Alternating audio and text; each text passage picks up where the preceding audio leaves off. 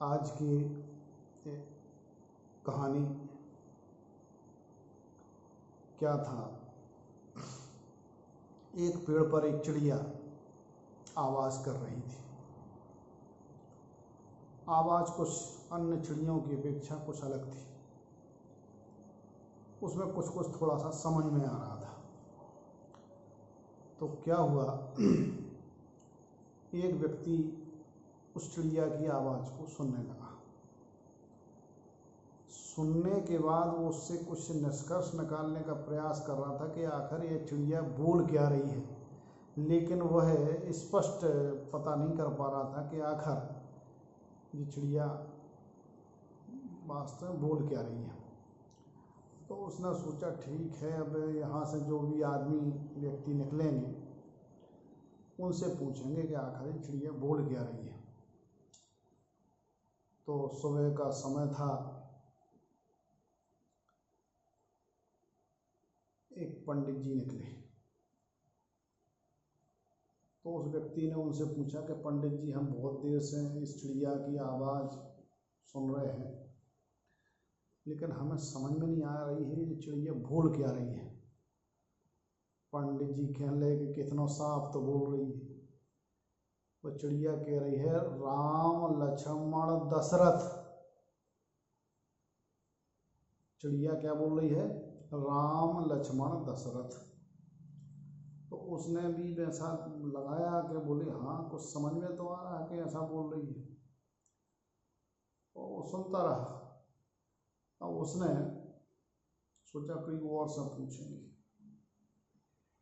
तो सुबह morning walk पर कुछ कसरती लोग, पहलवान लोग भी जा रहे थे। तो उसने उनसे रोक कर के पूछा कि भैया,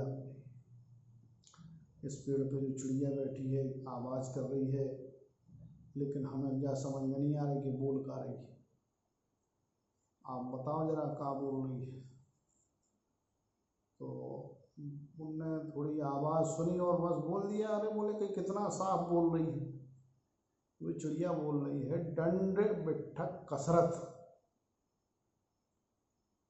अब वो व्यक्ति वैसा सोचने लगा कि हाँ हाँ, कुछ लग रहा है कि ऐसा बोल रही है, दंड बिठक कसरत बोल रही है। अब दो व्यक्ति हो गए।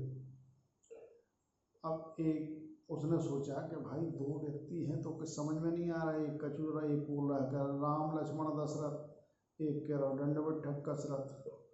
तो उसने सोचा किसी तीसरे व्यक्ति से और पूछेंगे। तो थोड़ी देर बाद वहाँ से सब्जी वाला निकला। सब्जी बेचने वाले से उसने पूछा कि भैया, बहुत देर हो गई इस पेड़ पर एक चिड़िया बैठी है और वो कुछ बोल रही है, तो हमें कुछ कुछ तो समझ में आ रहा है, लेकिन स्पष्ट समझ में नहीं आ रहा कि बोल क्या रही है। तो थोड़ा सा आप सुन के बताओ क्या बोल रही है। तो सब्जी वाले ने थोड़ी देर उस चिड़िया की आवाज़ सुनी और फिर कहने लगा कि बताओ कि कितना साफ तो वो चिड़िया बोल रही है। चिड़िया कह रही है, आलू भुंजा अदरक। अब वो व्यक्ति और चकराया गया। चिड़िया की आवाज़ थी। अब उसने 3 लोगों से पूछा।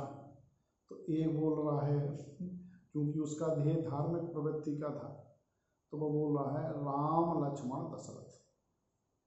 अब जो पहलवान थे उनका ध्येय वैसा था। सुबह कहने लगे कि क्या कहने लगे कि दंड बिठक कसरत। और तीसरा व्यक्ति जो सब्जी बेचने वाला था उसका वैसा ध्येय था, तो उसने भी वैसा बता दिया। बोले वो चिड़िया बोल रही है आलू भुंजा अदरक।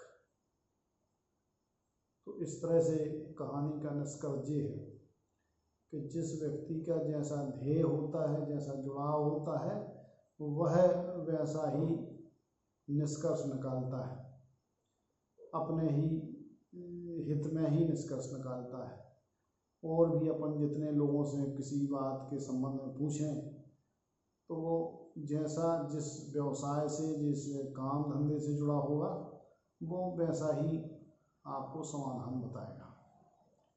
एलोपैथी से जुड़ा हुआ होगा तो वो एलोपैथी की बात करेगा, जादू टोने से जुड़ा है तो वो वैसी बात करेगा, यदि आयुर्वेद वाला है तो वो वैसी चीज़ें बताएगा। तो इसका मतलब जिसका जैसा ध्येय है वो वैसी ही बात बताएगा, वैसा निष्कर्ष।